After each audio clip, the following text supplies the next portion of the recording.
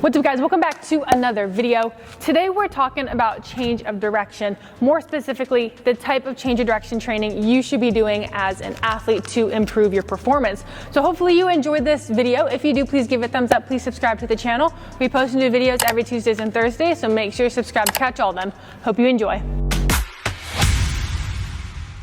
All right, you guys, so change of direction training is really important when it comes to athleticism and improving your performance, right? At the most basic level, change of direction is pretty much just changing your momentum, right? Going in one direction, being able to efficiently decelerate to re-accelerate in another direction.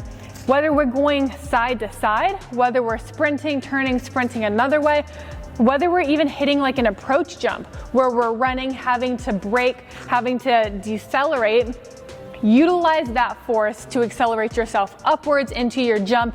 All of it is the ability to decelerate and really quickly accelerate again, right? Just changing your momentum, redirecting force. So a lot of the times with our change of direction training, it's very, I'll say, ungame-like. So that's where we get more of the agility training in, where we do a lot of reactive stuff and we do stuff with different type of external stimuli where we're having to move and it's not predetermined, right? That's going to be the big difference between change of direction and agility. Change of direction is predetermined, whereas agility is not. It's more reactive. However, one of the biggest things when it comes to change of direction is a lot of it just looks extremely low level, and it's not necessarily challenging the athlete in a sense of changing movement patterns, working on repositioning, working on redirecting force, right? And I think that at the most basic level, we can get a lot more out of our change of direction training if we make a couple alterations to it. So I'm gonna overlay some videos that I took of myself hitting some of these drills that I think are really important for us to alter or for us to include in our athletic training, right? So you'll see a lot of curve sprints that I like to do. I think curve sprints are one of the best things we can do with athletes, but as you can see, every single curve, it has a different element.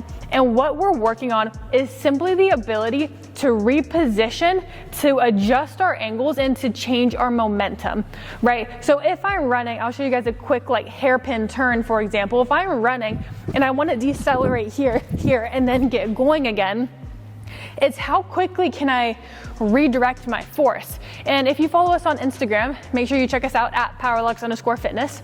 We post a lot about this and a lot about just changing momentum. Like I said, whether it's change of direction, sprinting, whether it's just jumping, it's changing your momentum. And you want to be efficient and effective with that. You want to be strong as you decelerate so you can just simply redirect your force.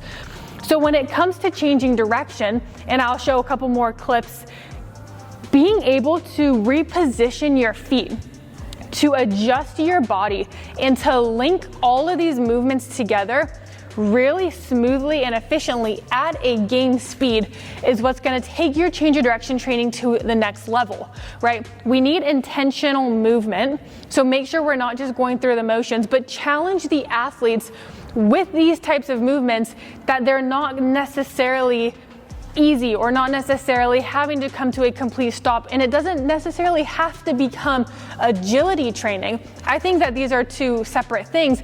You guys know how I feel about agility training. It's super duper important. I am a big fan, obviously.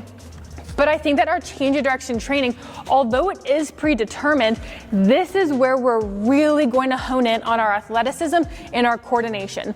Coordination is so freaking underrated. And to me, that is just the absolute foundation of athleticism. The athletes who have the best coordination will look the best, will move the most free.